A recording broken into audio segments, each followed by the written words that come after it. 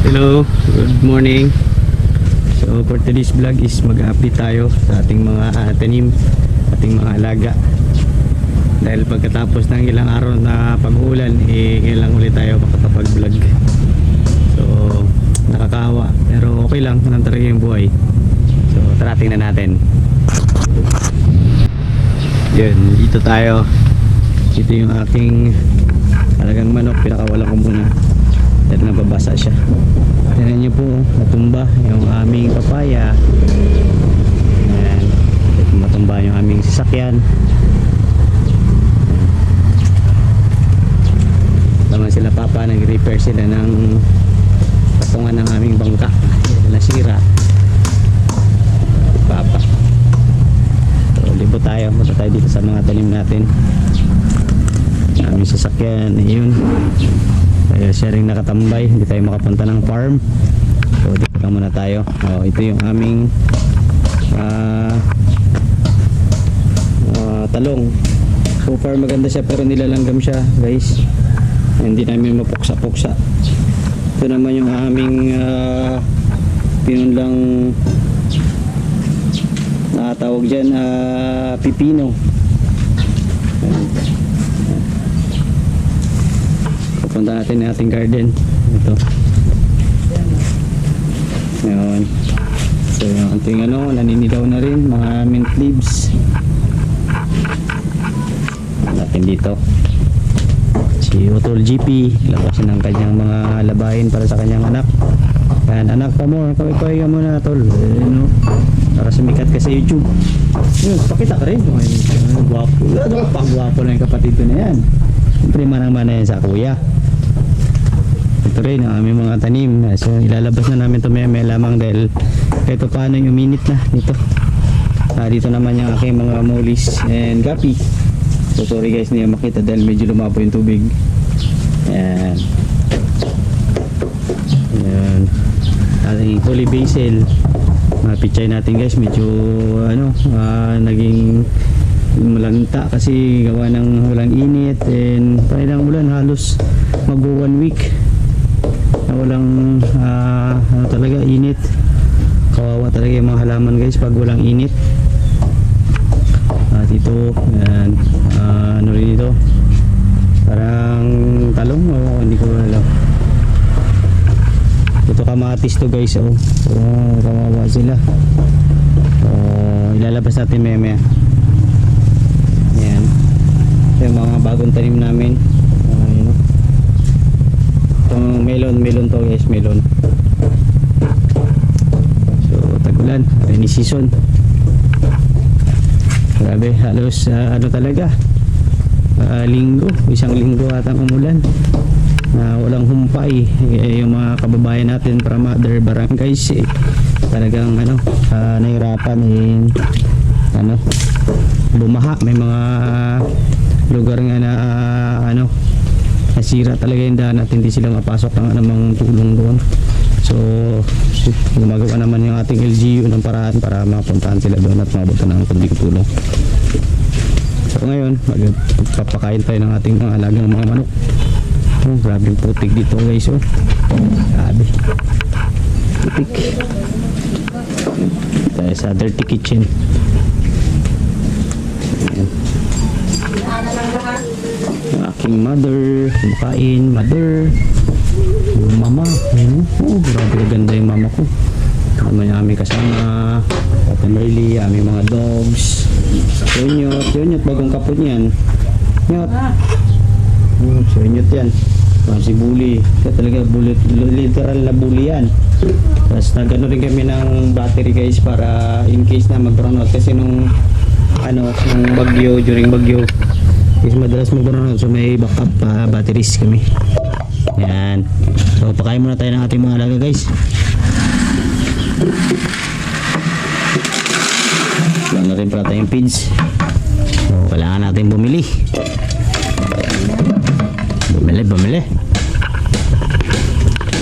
So yun. So dahil with feeding tayo, basahin lang natin dito. Gamit ko tubig ulan na sinahod.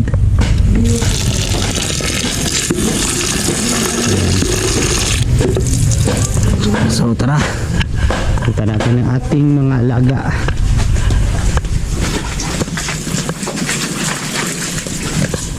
So grabe tong pinagdaanan. Talagang ano na guys, climate change dahil ngayon lang namin naranasan na ganun kahaba yung tag-ulan dito sa Palawan. Halos buong Palawan talagang ganun. Sa bagay may parang 2 o 3 bagyo dumaan. Talagang magindi yung pag-uulan. Nahihirapan kami.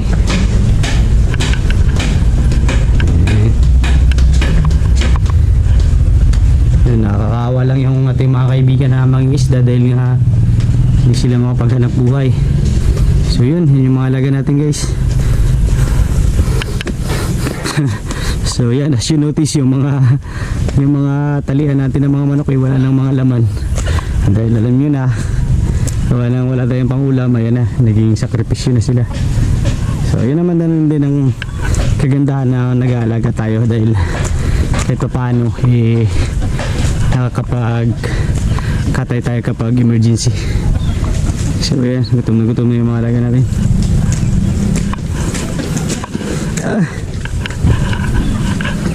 Unahin na natin itong mga alaga natin na to guys. Siguradong ano na to, gutom na. Ayan.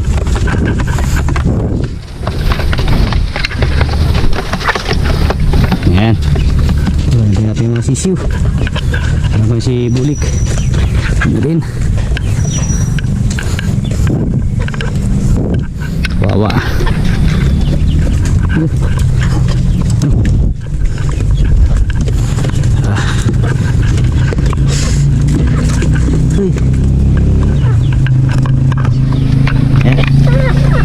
Nakakatawa sila guys.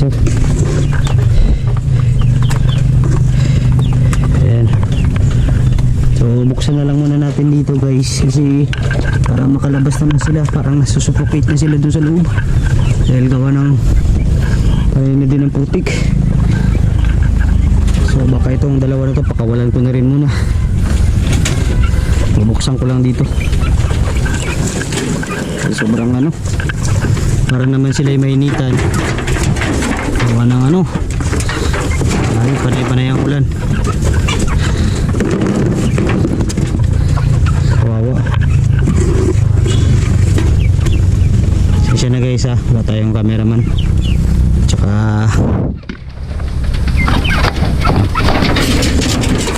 ayan. Kainin lang muna natin sila. Buksan lang muna natin to sila ay makalabas. Ayan. May mga manok dito sa kapitbahay guys na dito rin madalas manginain. Kaya lang muna natin sila. Nagugutom na sila. Pero ito hindi natin pwede pakawalan to guys kasi mga mahal na manok to. Mga Texas.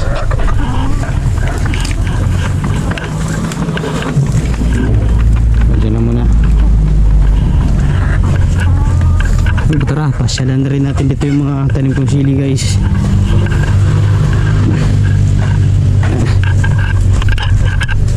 Ano natin? Ano nangyayari? Ayun, medyo nabuwal din sila mga kapatid. Nabuwal din. Parang nalalanta sila. Mamaya balikan natin dito, ayusin natin. Nala tayo ng mga gamit. Ito may mga siling malalaki, pitasin na natin to.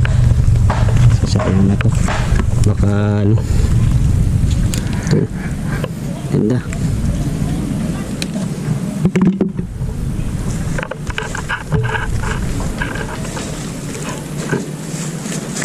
Ayan, parang natumba na talaga siya. Yan dito yung daanan ng tubig. Dumadaan yung baha. Ito ang ating sili labuyo. So far dahil pa rin yung bunga niya. Woods. May langka na rin tayo doon guys. May bunga na. So pwede na pang gulay. At saka itong bayabas natin medyo maganda yung bunga. Pero hindi pa yan inog guys Ilaw pa. bakla pa siya. Ito, tumba rin. Grabe. Grabe talaga yung malakas minsan yung hangin na ano, grabe yung ulan. Talagang yung ulan talaga yung nagpalala talaga ng sitwasyon eh. So ito may hinog na guys, okay lang, bulok na. Ipakain na natin sa mga manok. Ito yung hinog to.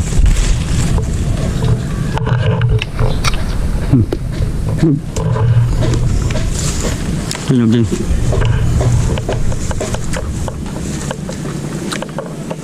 Masim.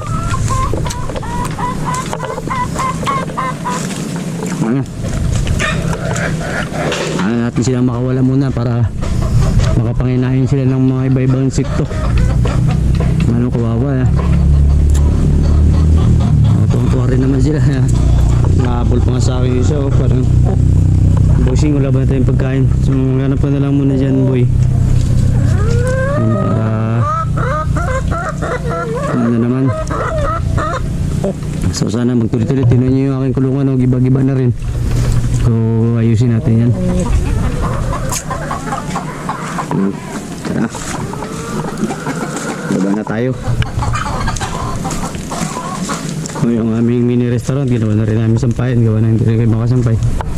Ayan, papaya. So maganda yung bunga. Ito maganda sila kasi nasa likod sila ng building niya namin. So hindi sila masyadong nahanginan. And nanatiling maganda yung kanilang katayuan dyan. Tingnan tayo doon guys sa baba.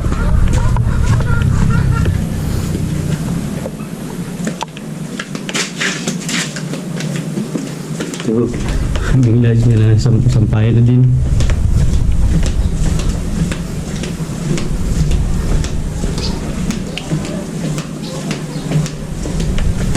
You know, yung mga bangka dyan guys na nalubog. Yung iba naakyat namin, tulad dyan yung dalawang yung pala yung isa naakyat namin yun. Kaya tulong-tulungan namin nakyatin, iakyat.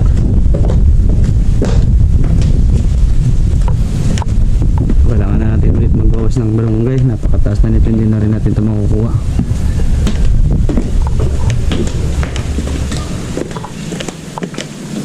Yan, ating mga halaman. Yan, gumagamit kami ng kulapo guys, kasi dyan sa harapan ng bahay namin, dyan tumatambak ng kulapo, yung seaweed. And pag hindi namin kinuha, mamamaho siya. At mabaho dito sa amin na part, kaya yung ginawa namin, nilagay namin sa mga halaman. And we do research na maganda pala talaga siya sa halaman. And napatunayan na rin namin dun sa taas, tulad ng kinuha natin kanina ng mga sili. Yun, paputok na siya ng seaweeds. Ano yan? Oh, kapit lang sa bahay. Jundri, yung pangalan ko Jundri. Si mother. Ma, gusto mong ano ma? Kaya lang matigas sa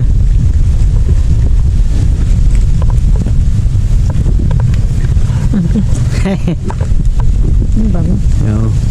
Yung aking mga manok dito, pinakawalan ko muna ako kasi para makapag sila, hanap sila ng sarili nilang pagkain. Okay, napaka talaga ng bagyong ito, panira. So ngayon naman pakain ulit tayo. Maganda dito guys, so, kasi may mga kalat-kalat ng pagkain dyan, yan ang sila nanginginain. And ito rin yung advantage namin. May mga days na nawala ng tubig dito sa amin. Kami naman meron kami naka-import na pagkain. Na pagkain na tubig. So maganda na yan, pang-ugas-ugas, pang-flush ng toilet. Ayan. So advantage yan guys. And may mga solar din kami. Ayan, yung poste na yan, solar. Ayan. So hindi talaga masyadong madilim dito sa bahay kasi nagba-brown out. Grabe yung putik talaga. Ayan naman putik. Kawawa talaga yung mga halaman. Ayan siya Iban. Ayan yung tambayan namin, nag-iba na. Iba na yung tambayan. Ayan dito maputik na rin, maputik ko. Ayan sa walang humpay na taglan. Grabe yung putik. So good thing na rin na naayos natin yung kanal bago sumapit yung tagulan. Dito naukay natin ito. Kaya malaking tulong to na hukay natin yung ano to, kasi puno to ng basura at saka tubig o ng putik, lupa. Yan, good thing na nahukay natin bago magtag-ulan. Malaking tulong siya kasi yung tubig na galing doon sa taas is doon nakadaloy ng maayos dyan, hindi pumunta dito sa kalsada at saka dyan sa mga kabahayan. Kaya lang dito sobrang damage talaga. Yan, aso na kapitbahay namin. Yan, so yung bahay na to is tumagilid na, nakasumampa na siya doon sa aming bahay. Ayan, no? Kaya nasira yung aming alulod at saka bahay namin, tira na siya. So muna tayo, ipon-ipon muna tayo ng pundo para ay yung mga kapitbahay natin, unti-unti na rin silang nakakalabas. Ayan. So yun, may papaya ulit guys, oh. Maya punta natin yan. Ayan, oh. So yun lang yung update. Yun, oh. Daming bangka na nakasampalang dito dahil ano, iba talaga pag nasa baba lang ang risky kasi maaaring mabuwal yung pamundo at gibahin talaga yung bangka na sa lakas ng hangin. So yun lamang po yung update pagkatapos ng bagyo. Maraming salamat sa pagsama and keep safe everyone. Kung meron man kayo naranasan na bagyo, maging safety lang and lilipasin yan. So magandang araw, mabuhay.